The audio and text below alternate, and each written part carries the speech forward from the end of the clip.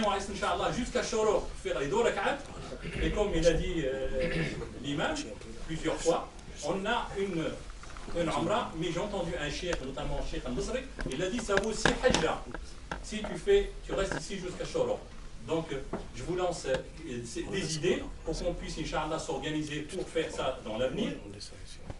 Et quelque chose à développer pour l'avenir, on en discute avec des frères, c'est essayer de réfléchir, mes frères, à trouver, pas une solution, mais une ébauche de solution, éventuellement, pour les frères qui décèdent ici, sans famille, sans assurance. C'est pas la peine de dire, ouais, pourquoi il ne prend pas d'assurance, pourquoi l'État ne fait pas, pourquoi la préfecture ne fait pas. On s'engage, nous. Ça n'arrive pas tous les jours que quelqu'un meurt en skin, il est tout seul. Ben, qu'on puisse s'engager, je ne sais pas, faire un compte. Dans un frère, il m'a dit, on fait par exemple 5 € chacun, par mois, qui reste dans ce compte-là, qui va servir à ces frères-là, pour leur lavement, pour leur rapatriement, par exemple, au bled, ou pour leur enterrement. Pourquoi ne pas réfléchir à ça dans l'avenir, Inch'Allah?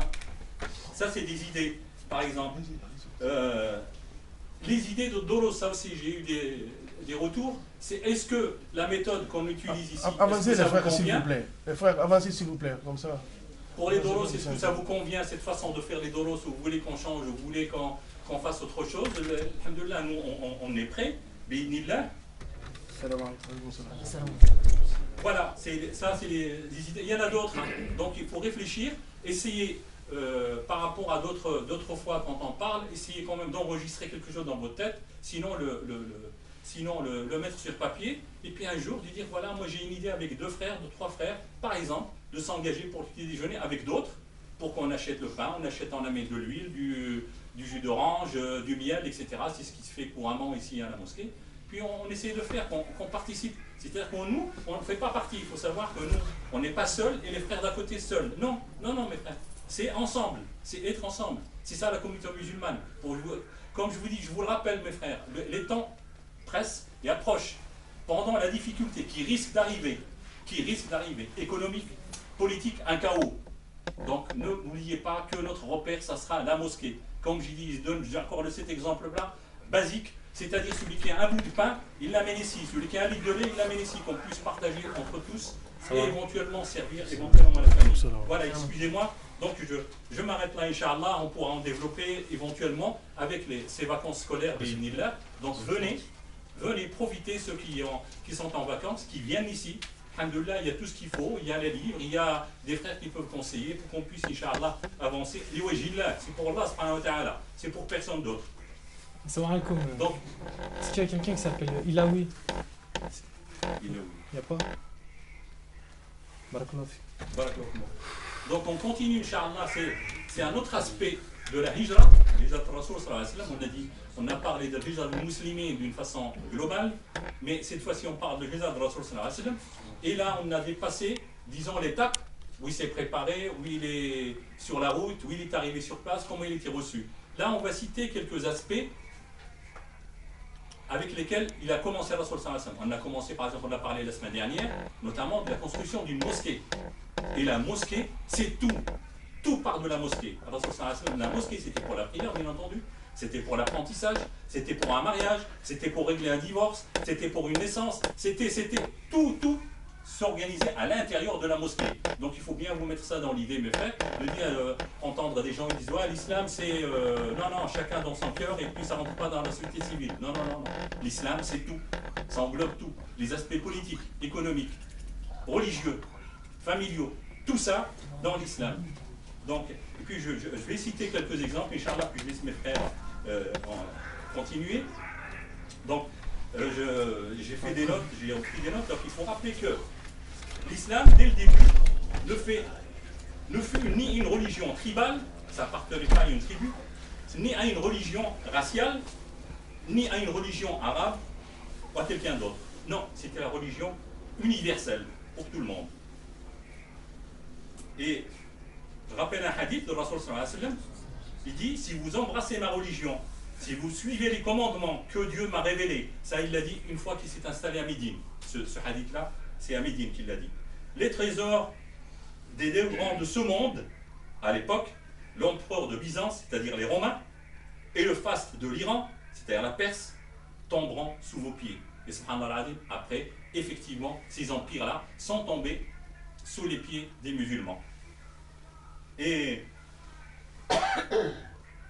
je cite juste ça parce que j'ai trop parlé. C'est par exemple le respect individuel de toutes les personnes. Juste un rappel qu'à Médine, il y avait des juifs, il y avait des musulmans, il y avait des idolâtres, il y avait des athées. Et le Rasoul sallallahu alayhi wa sallam, et quand on va rentrer dans la Constitution, vous allez voir, tous ces gens-là, dans le cadre de la communauté, dans le cadre de la société musulmane, leurs droits étaient respectés. C'était écrit noir sur blanc. On peut parler par exemple que des juifs, leurs droits étaient respectés. C'est-à-dire que Rasoul sallallahu alayhi wa sallam, il a défini les cadres au départ, avant d'arriver à la Constitution, pour rappeler avec des recherches et sous le contrôle de mes frères, c'est la première constitution au monde. Ça n'est pas 1789, contrairement à ce qui se dit, c'est la première au monde. Il y a eu des lois, mais la constitution, c'est la première qui a été faite il y a 1400 ans par Rasoul sallallahu alayhi wa sallam, avec tous les détails à Médine. Voilà, je m'arrête là, Inch'Allah, je laisse mes frères continuer, et puis on détaillera, Inch'Allah, bidnillah. Vas-y, mon père Saleh. Bismillahirrahmanirrahim. Alhamdulillahi rabbil alamin. والصلاة والسلام على أشرف المرسلين سيدنا محمد وعلى آله وأصحابه أجمعين. اللهم اشرح لي صدري ويسر لي أمري واحلل عقدة من لساني يفقهوا قولي. En fait, mon frère de Qadr, il a tout dit à travers cette introduction, puisque on va répéter quelques idées qu'on a déjà évoquées les fois précédentes sur la Hijra. Le Hijra, c'est dans les enseignements qu'on tire de l'égir du prophète sallam et tous les détails qui sont attachés, c'est d'abord c'est des cercles concentriques, avec le point central qui est la satisfaction d'Allah subhanahu wa ta'ala, le sacrifice qui consiste à délaisser les choses qui nous gênent dans la progression, le cheminement vers Allah subhanahu wa ta'ala. Donc là, ça s'est fait, l'égir historique, pour un certain nombre d'hommes et de femmes, en délaissant leurs richesses, en délaissant leur maison, leur famille, leurs racines, leur ville d'origine, pour mieux adorer Allah subhanahu wa ta'ala, pour pouvoir vivre l'islam et les commandements et les enseignements de l'islam de manière sereine, et pour pouvoir prêcher la parole, comme on l'a dit, de l'appel à l'islam. Ça, c'est la première chose. La deuxième chose, c'est la fraternité. La fraternité religieuse et la fraternité humaine. On avait rappelé le premier sermon de Jumu'ah que le prophète sallam il a fait en arrivant dans les faubourgs de Médine. Le vendredi, il est arrivé à Quba le jeudi. Il a construit la première mosquée. Ensuite, il a continué son cheminement vers le centre de Médine. Puis, il s'est arrêté à nouveau, a construit une deuxième mosquée. Et là, a fait la première khutbah de Jumu'ah. Avec ce discours qui va planter le décor, entre guillemets, auprès des immigrants. Donc sur ces quatre choses, sur ces quatre axes qu'on avait cités la dernière fois, où le prophète sallam va en quelque sorte leur dire, voilà, vous allez arriver dans une nouvelle société, voilà les quatre axes, bien sûr il donne des exemples précis, mais voilà les quatre axes sur lesquels on va fonder, on va bâtir cette société. Donc, répandez le salam. Donc ça nous donne déjà l'idée de sociabilité, de rencontre, d'interconnaissance entre les gens. Et répandre le salam, c'est-à-dire faire l'acte, prendre l'initiative d'aller vers l'autre, hein, et sans distinction, parce que répandez, c'est-à-dire il y a une notion de largesse, donner à manger à ceux qui ont faim. Donc encore une fois, il n'y a pas de précision de croyants ou non-croyants, c'est ce civisme, cette solidarité sociétale où on va aller vers les plus pauvres, où on va aider les plus pauvres, préserver les liens de famille. Donc, comme on avait dit, c'est la cellule élémentaire de la société. Donc, si la famille éclate, c'est toute la société à terme qui va éclater. Donc, troisième axe, et prier la nuit quand les gens ils dorment. Donc, avec ce moment où on va recharger les batteries, pour le lendemain repartir sur ce chemin du partage, sur ce chemin de l'interconnaissance. Et effectivement, après cette priorité que le prophète sallam va accorder à la mosquée, puisque dans les premiers temps, c'est les premières actions qu'il a entrepris, c'est ça, la construction de mosquées. La deuxième chose, c'est le fait d'instaurer de manière quasi juridique les liens de fraternité entre les croyants qui arrivent et ceux qui les accueillent, de manière officielle, au point où les uns vont hériter des autres. Bien sûr, ce point-là va être aboli par la suite par Allah subhanahu wa ta'ala avec la révélation d'un verset, mais les premiers temps, hein, les Égiriens héritaient des Ansar et vice-versa. Donc ça, c'est le deuxième axe sur lequel le prophète sallam va insister, là, cette fraternité entre croyants. Et effectivement, ensuite, la rédaction, la publication de cette constitution, et le terme, comme a dit Abu Qadri, il n'est pas anodin, c'est réellement les cadres de cette nouvelle société, le cadre de cette nouvelle société qui est énoncé par le prophète sallam, avec une reconnaissance des droits de chacun, quelle que soit son appartenance, une solidarité civile en cas de difficulté chez l'un ou l'autre de ses membres, que ce soit dans l'endettement, que ce soit dans la pauvreté, que ce soit dans le règlement de conflits, d'accord ? Chacun, quelle que soit l'origine de sa communauté, quelle que soit la condition de sa communauté, a ses droits reconnus. Pour nous aujourd'hui, ça veut dire quoi, mes frères, simplement ? Ça veut dire la tolérance, ça veut dire le fait de reconnaître l'autre en tant que quelqu'un qui partage en quelque sorte la même histoire que toi parce qu'il vit au même endroit que toi, à la même époque que toi. C'est pas une loupe qui est braquée à l'intérieur de la communauté sans regarder ce qui se passe autour. Voilà, je laisse la parole.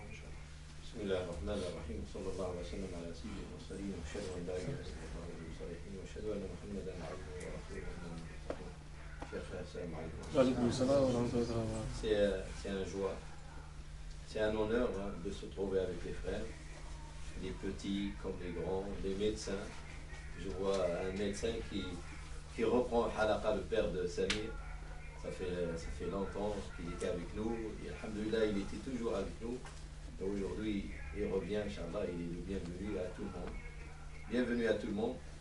C'est vrai, mes frères, entre Cheikh Abdel Qadir et Cheikh Salih, on est en train de voir que le Nabi sallallahu alayhi wa sallam instaure cet état islamique dans la Médine. Mais moi je vais sortir un petit peu de cadre pour vous parler parce que vous venez ici aussi chercher quelque chose. C'est que le Nabi sallallahu alayhi wa sallam, il faut voir, mes frères, vous êtes encore petits pour voir ça, pour comprendre ça. Lorsque le Nabi sallallahu alayhi wa sallam, il instaure au premier musulman l'État musulman, il n'a pas oublié les musulmans qui vont venir à travers les siècles et les siècles, donc il pense à eux aussi. Alors regardez, j'ai jamais vu un dirigeant, parfois le dirigeant est comme le prophète sallallahu alayhi wa sallam, il était en peu de temps englouti, entouré par beaucoup de choses à faire. Premièrement, éduquer les musulmans, instaurer la religion, répondre aux ennemis qui viennent pour le combattre et ils veulent étouffer l'islam, et penser, regardez, ça c'est un dirigeant, c'est le prophète. Il pense aux générations. Les générations vont venir, comment leur laisser des mots et des hadiths pour qu'ils s'accrochent. En ce moment-là, il arrive. Si vous voyez un petit peu ce qui s'est arrivé à nous, ce qui arrive dans les pays musulmans, vous êtes perdus. Vous dites, qu'est-ce qui arrive à l'islam? Qu'est-ce qu'il arrive en Algérie? Qu'est-ce qu'il arrive en Tunisie? Qu'est-ce qu'il arrive en Égypte? J'arrive pas à comprendre. Nabi sallallahu alayhi wa sallam, il n'a pas, et il a pensé à ça aussi. Et il a mis des mots et des hadiths et des paroles pour que les jeunes comme vous, les musulmans, qu'on vit ce moment-là, ils s'accrochent et ils voient un petit peu la route et l'avenir. Justement, je peux vous dire que certains parmi vous qui vont venir, ils vont voir des choses grandioses. C'est les moments des choses grandioses qui vont arriver. Et parmi vous, peut-être, Inch'Allah, ils seront les fondateurs de le califat. C'est quoi le califat?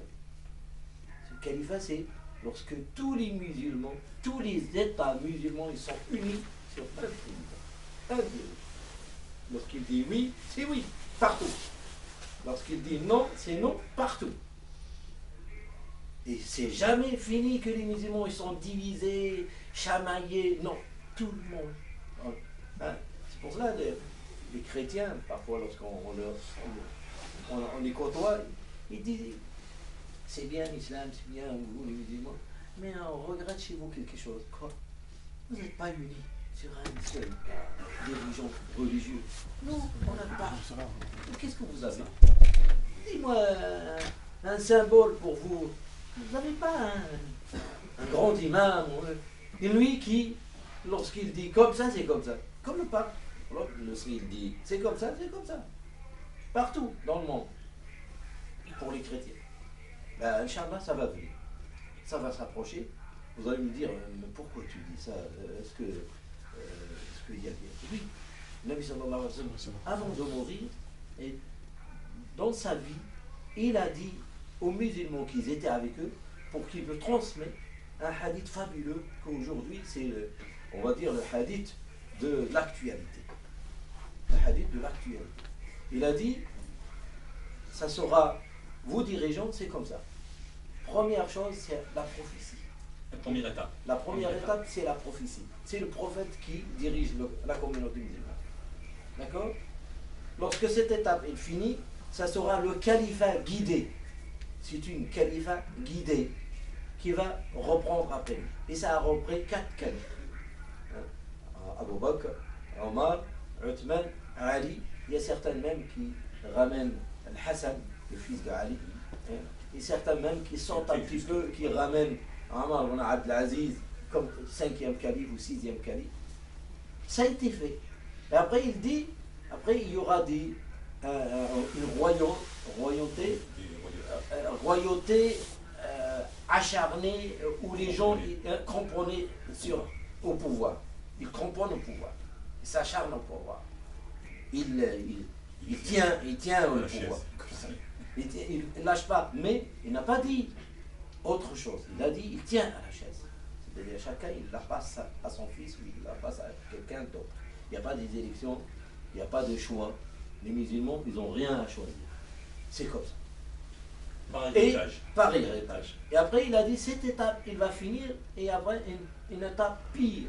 C'est que il n'y a plus d'une royauté, on va dire, non, c'est des dictateurs, carrément. Des dictateurs, et après, Allah, il va l'enlever. Les dictateurs, ils vont sauter. Vous voyez comme moi, en ce moment-là, des dictateurs, ils commencent à sauter. Et il dit, après, ça sera le califat comme il était avant. Comme le moment de Omar ibn al-Khattab et Abu Bakr, ça sera le califat, c'est-à-dire un calife, un seul dirigeant. Salam alaikum. Et personne ne dit autre chose. Et même, ça, parce qu'il faut voir que l'islam, dans sa globalité, on ne peut pas le voir que dans un calife. Sous un calife. Pourquoi? Parce que c'est le calife qui va cerner sur les futilités, sur les divisions des musulmans. Tu sais, il y a certains qui disent comme ça, d'autres qui disent comme ça, et tout le monde est bien. Mais qui va cerner, qui va dire, on fait comme ça, tous? Il y a le calife. C'est pour cela, le calife, il va réunir les musulmans. Et Inch'Allah, parmi vous, il va le voir, ce calife. Pourquoi je dis ça? Parce que ça y est, on commence à voir les dictateurs qui partent, et d'autres dictateurs qui vont suivre. Allah prépare le terrain, c'est lui qui fait tout, les musulmans, alhamdoulilah. Donc, c'est pour cela, Harry, il faut qu'on se prépare à ça. Et qu'on connaisse notre islam, et qu'on connaisse notre religion, et qu'on connaisse notre prophète. Parce qu'il y aura oui, ce qu'il va citer, Inch'Allah, la Constitution, il faut la connaître. Il faut connaître. Il faut connaître notre religion parce que pour certains, il n'y aura pas de temps pour connaître la religion.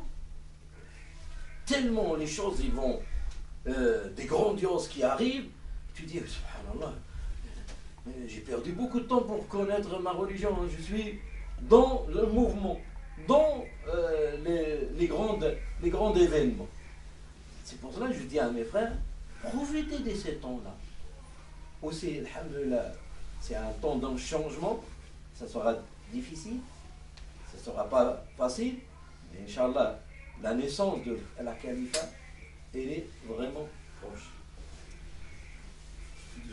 J'ai cité des événements, vous allez voir, juste avant la Constitution, ce qui va se faire, puis je rebondis sur ce qu'a dit la fin de mon frère Saleh. C'est pour s'organiser, pour se défendre. Et comme il y a plusieurs tribus, comme je vous ai dit, il y a beaucoup de religions, il y a ceux qui ne sont pas croyants. Le Rasoul sallallahu alayhi wa sallam va faire des petits discours où il va focaliser et les gens vont capter tout de suite, ils vont accepter. Sur la défense, par exemple, sur la création d'une cité-État. Le Rasoul sallallahu alayhi wa sallam, il dit, jusqu'à maintenant, ça, en plus, le Rasoul sallallahu alayhi wa sallam, il connaît bien l'historique. Donc l'historique de Médine, avant que l'islam ou que le Rasoul sallallahu alayhi wa sallam arrive, c'était des guerres, continuellement. Pour rien, parce qu'une tribu a envie de se battre avec une autre tribu, on se bat. Et des fois à raison, mais souvent à tort.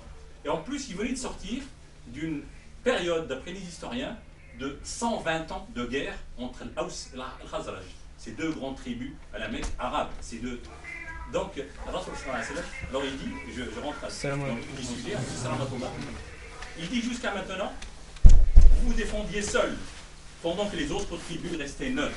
Cela encourageait donc les étrangers, vos ennemis, à vous attaquer. Ne serait-il pas utile que toutes les tribus se réunissent pour se doter d'une cité-État? Cela découragerait vos ennemis de vous attaquer et vous auriez assez de force pour vous défendre. Donc toutes les tribus, que ce soit arabes ou non, ils ont adhéré à ça. Ils ont dit oui d'accord, on fait un pacte et on se défend. Donc nous, la cité, on se défend de l'extérieur. Et puis vous citez quelque chose de marrant, de sympa. C'est sur les gens qui assassinent d'autres gens. Ce qu'on appelle la loi du talion. C'est-à-dire on tue, bien on vient chez toi, ben on va tuer aussi. Ou le frère de la personne, ou quelqu'un de la famille pour se venger. Et le Rasoul sallallahu alayhi wa sallam, il a instauré, vous allez voir l'histoire de 100 chameaux qui existent dans les hadiths et dans le Coran, et leur explication. Alors, en bref, mais je laisse mes frères après l'expliquer. Donc, le Rasoul sallallahu alayhi wa sallam, il a instauré 100 chameaux pour celui qui tue une personne, 100 chameaux. Puis les historiens et les scientifiques de l'islam, ils ont été beaucoup plus loin. Alors ils disaient, donc 100 chameaux multiplié par 100 personnes, ça va faire nourrir 10 000 personnes sur 30 années.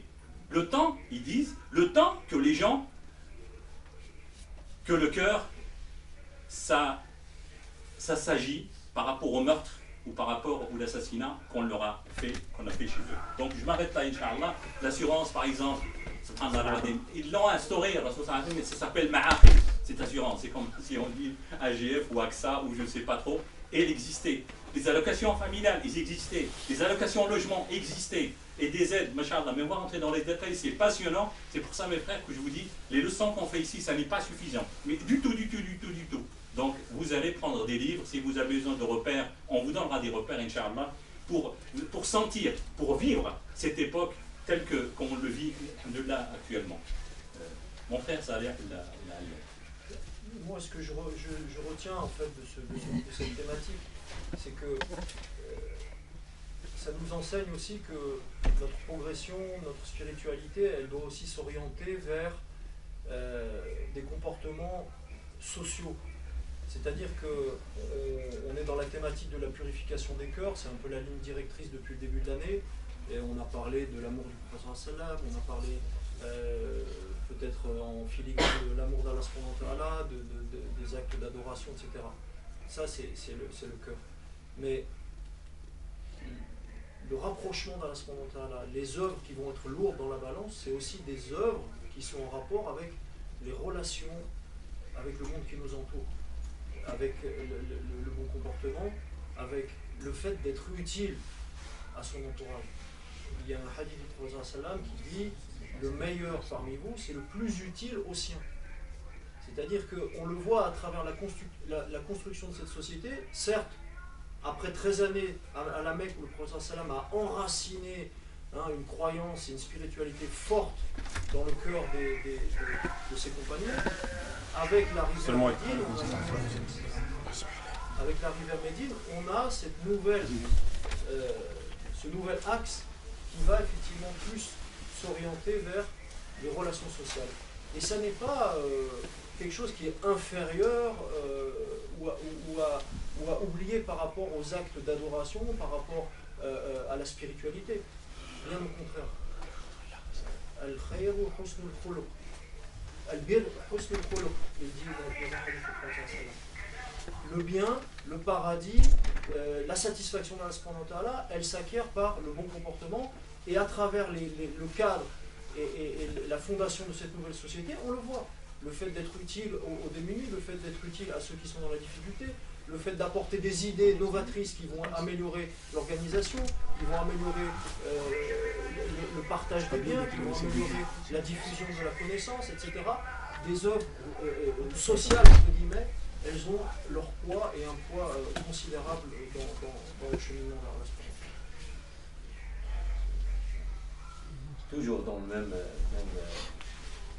esprit et même continuité. On parle du prophète sallallahu alayhi wa sallam. Pourquoi le prophète sallallahu alayhi wa sallam? Il faut savoir qu'il y avait une guerre qui était déclarée entre Allah et son ennemi. Et on va dire ceux qui mènent la guerre, c'est les musulmans.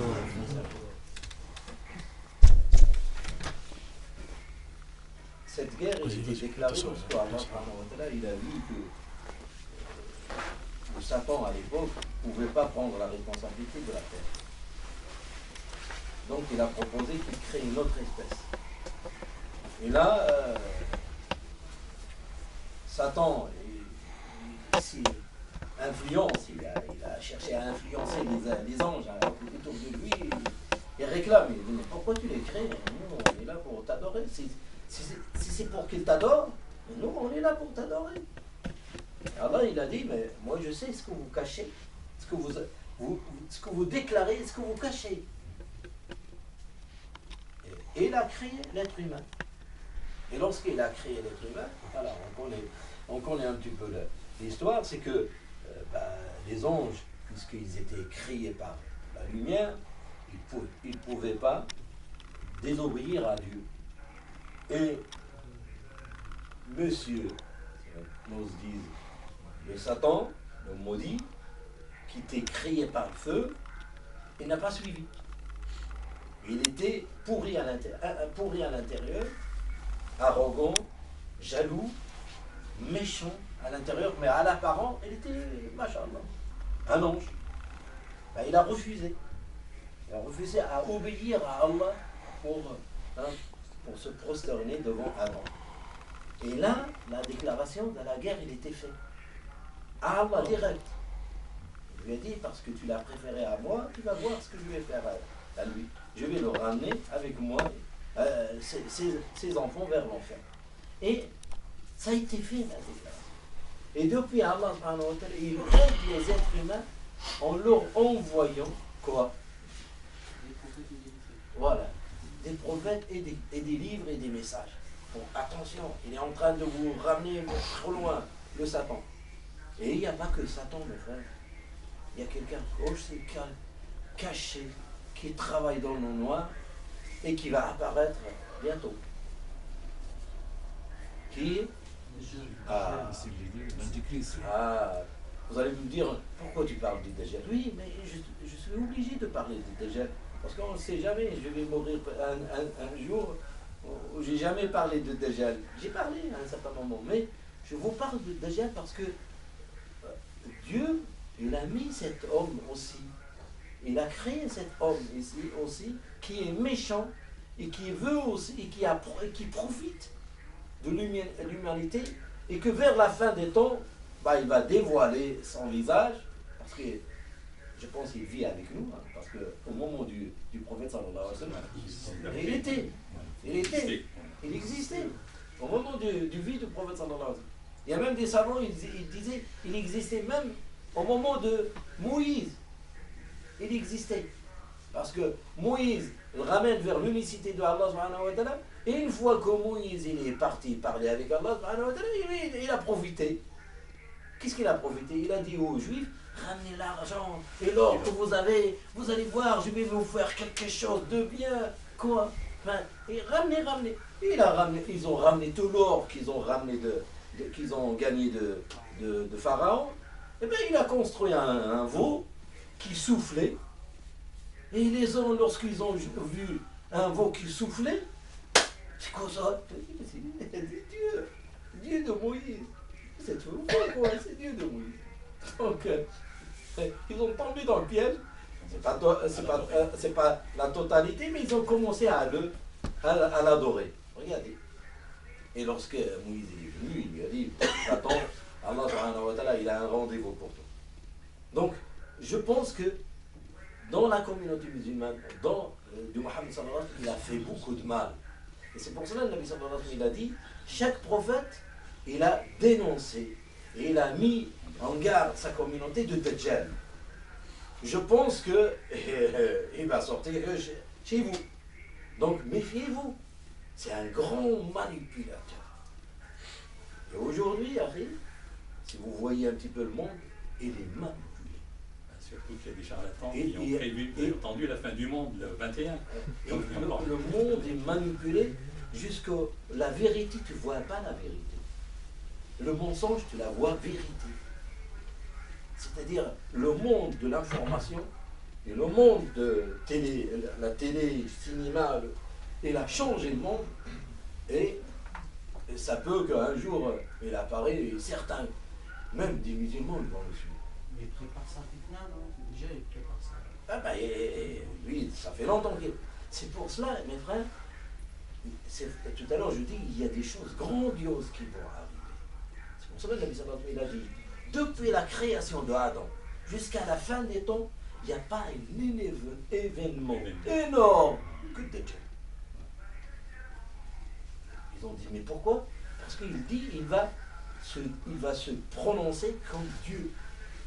Et plus que ça, c'est que Dieu, il va donner des pouvoirs. Là, tu peux pas... C'est pour ça que Nabi sallallahu alayhi wa sallam, depuis qu'il a construit, comme il a dit, il a construit la communauté musulmane, il a instauré, il a pensé aux musulmans qui vont venir, et les événements qui vont venir. Et il a dit des choses, il a dit beaucoup de choses pour que les musulmans ils restent vigilants. Donc, attention à cette guerre qu'il est en train de se mener, et c'est pour cela que Nabi sallallahu alayhi wa sallam, il a dit vers la fin des temps, il y aura une grande guerre. Peut-être c'est la 3e guerre mondiale, mais une grande guerre. L'humanité n'a jamais vu une guerre de telle taille. On dirait que l'humanité, ou Iblis, et ce méchant qui s'appelle Dajjal, il se préparait pour confronter. Et, soyez rassurés, si Dajjal et le Satan, il prépare ses soldats, Dieu aussi prépare ses soldats. Il ne va pas laisser tomber les musulmans. Il ne va pas tomber les musulmans. Il va être à côté d'eux, il va les aider, il va leur envoyer, comme le Satan il est descendu et le Dajjal il est descendu, Dieu il va renforcer les musulmans par 2 grandes personnalités. Un qui s'appelle Mehdi et un qui s'appelle Jésus, Isa alayhi salam, pour épauler les musulmans, parce que c'est une grande fitna. Se laisser les musulmans sans dirigeant, sans rien du tout. Devant Dajjal, qu'il a des pouvoirs de vivre, tuer, vivre, pouvoir. Le Nabi sallallahu alayhi wa sallam, il a dit, il a le paradis, il a l'enfer, mais c'est renversé. C'est quoi c'est renversé? C'est inversé, c'est inversé. C'est-à-dire, ce qu'on voit nous, c'est le paradis, c'est l'enfer. Apparemment, c'est le paradis. Mais dès que la personne est rentre, il trouve que c'est l'enfer. Et s'il voit, est-ce qu'on voit l'enfer pour lui, et pour nous, mais c'est le paradis derrière. C'est pour cela que la Nabi sallallahu alayhi wa sallam a dit, s'il vous attaque, sautez-vous, rentrez direct dans ce que vous voyez, le feu ou l'enfer. Donc le Nabi sallallahu alayhi wa sallam nous a parlé de tous ces grandioses choses. C'est pour cela qu'il va nous aider vers la fin des temps, c'est proche. Hein. d'après ce hadith-là, que l'on vient de citer, c'est proche que Allah va nous aider de deux grandes personnalités qui vont sauver la communauté musulmane, la protéger. Mais c'est pour cela qu'ils disent, regardez, c'est très dur, ils disent qu'avec le Dajjal, Allah subhanahu wa ta'ala, il lui donne la richesse de la terre. C'est-à-dire, il vient vers des gens, il lui a dit, je suis votre Seigneur. Ils ont dit, ouais, tu es notre Seigneur. Il lui a dit, allez, Vous voulez pas. allez, la richesse. Ils auront tout ce qu'ils veulent. Et il vient vers un autre village, il dit, je suis votre Seigneur, ils vont le jeter. Il a dit, bah, vous n'aurez rien du tout. Ils n'auront ni eau, ni manger, ni rien. Les Sahaba, ils étaient étonnés, ils ont dit, ils avaient peur, ils ont dit, qu'est-ce qu'ils vont manger? Il a dit, il ne faut pas s'inquiéter. Allah va leur faire remanger si tasbih, et takbir, Allahu Akbar. Ils vont vivre avec ça. Ils disent subhanallah, ils font la prière et Allah leur donne le baraka de vivre et de continuer et de combattre. Et à propos de revenir à Rasoul sallallahu alayhi wa sallam, il faut savoir, les gens qui s'intéressent à l'économie, la politique, la société ou le social, les gens ils font que des prévisions, des cracks, des prévisions.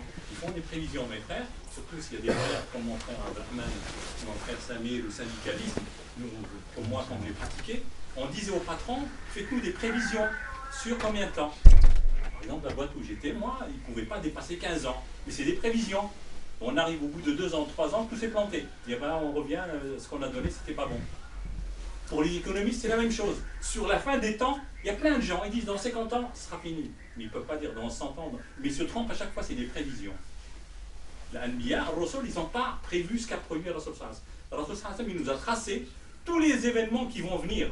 Bien sûr, il faut décoder. Pourquoi il faut décoder? Il faut avoir des connaissances. Tout ce qui s'est passé jusqu'à maintenant, depuis Rasul sallallahu alayhi wa sallam jusqu'à maintenant, c'est avéré vrai. Tout ce qu'il a dit, c'est avéré vrai. Inch'Allah, à moins que mon frère Saleh doit rajouter quelque chose, on va passer, Inch'Allah, aux questions. Il dit là avant. Vas-y, si tu veux. Après ou avant? Il reste, ouais, 13 minutes. Je voudrais Ouais, juste vas-y. faire un petit point. Par rapport à ce que Cheikh Halel il nous a présenté, moi je mets en garde mes frères sur le fait d'encombrer ses pensées envers ça. C'est-à-dire de penser, c'est des périodes qui sont troubles pour la communauté, et on est tenté de focaliser un petit peu dans nos attitudes, dans nos comportements sur cette période-là. J'entendais des frères par moments, ils disent moi j'attends le Mahdi, j'attends, non, je pense que ce qu'on doit craindre, mes frères, c'est de mourir non-croyant. Ce qu'on doit craindre, c'est le châtiment d'Allah. C'est pas une de ces créatures. D'accord? C'est une créature. Le prophète sallam, il nous a enseigné comment se préserver de cet homme. Déjà, c'est en faisant une dua avant de faire salam alaykoum dans la prière. Chaque prière, il y a un dua qui nous est enseigné par le prophète sallam pour se préserver de cet homme. Donc, cherchez cette dua, apprenez-la et récitez-la avant de faire salam dans la prière. Khalas, ça déjà, c'est quelque chose. La deuxième chose, encore une fois, n'oubliez pas que notre modèle, notre guide, notre maître spirituel, c'est le prophète sallallahu alayhi wa sallam. Lisez la sourate de l'étoile. Dans cette sourate, il y a un portrait, il y a un descriptif du prophète sallallahu alayhi wa sallam. Et moi, il y a un verset qui m'a touché dans cette sourate qui fait 4 mots. Lorsque le prophète sallallahu alayhi wa sallam, cette sourate, elle décrit l'arrivée du prophète sallallahu alayhi wa sallam après le lotus de la limite, lorsqu'Allah subhanahu wa ta'ala, il l'a fait monter vers lui. Et Allah subhanahu wa ta'ala, dans la sourate, il décrit la scène. Et imaginez-vous, hein, vous arrivez dans le royaume d'Allah subhanahu wa ta'ala, vous êtes en visite, hein, comme il était lui invité, sallallahu alayhi wa sallam.